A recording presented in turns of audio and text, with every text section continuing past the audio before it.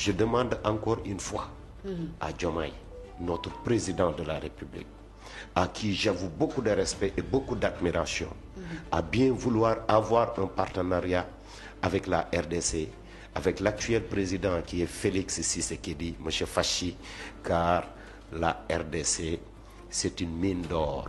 La RDC regroupe toutes les genres de mines, toutes les sortes de mines qui font qu'aujourd'hui, le Rwanda, Kagame, c'est comme un impérialiste. L'impérialiste français qui a envahi ici le Sénégal, les Anglais, tous ces impérialistes qui ont fait le partage du gâteau africain.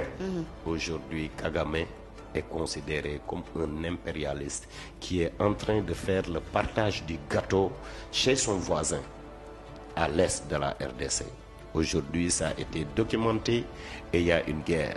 Chaque minute qui passe, chaque heure qui passe, il y a des femmes, il y a des enfants qui sont violés. Aujourd'hui, on parle de millions et de millions de femmes qui ont été assassinées et violées. Ça, c'est grave. J'interpelle notre ministre de l'Intérieur à bien revoir sa copie et vraiment à retirer ce qu'il a dit. Parce que le Rwanda... Oui, j'interpelle directement Maître Bamba Cissé. Parce que ce qu'il a dit là, c'est grave. C'est grave parce que le Rwanda, c'est pas un exemple.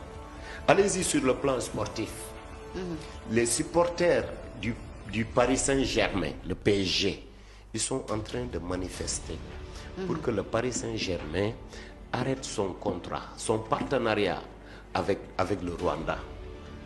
Visite Rwanda.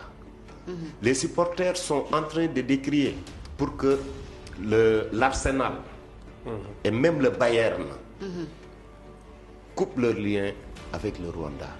Aujourd'hui, le problème du Rwanda est un problème très sérieux. Toutes les nations, les grandes nations, à savoir la Belgique, Canada, les États-Unis, ils l'ont condamné. Il n'y a que la France qui ne l'a pas condamné parce qu'il est en complicité avec la France. Aujourd'hui, l'Afrique est en train de pleurer.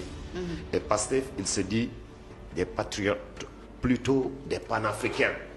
Mais comment on peut être panafricain alors qu'on ne sait pas ce qui se passe au Congo? Il ne maîtrise pas la géopolitique. C'est grave ce qui se passe à la RDC. Ça, c'est grave, mes frères.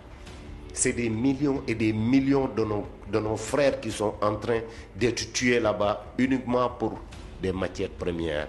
Et ce sont ces matières premières-là qu'on a construit le Rwanda.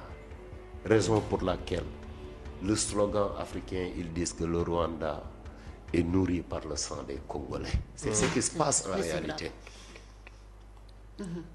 Toutes les grandes nations l'ont documenté. Et les preuves sont là, palpables sur la table. C'est ce qui se passe en Afrique.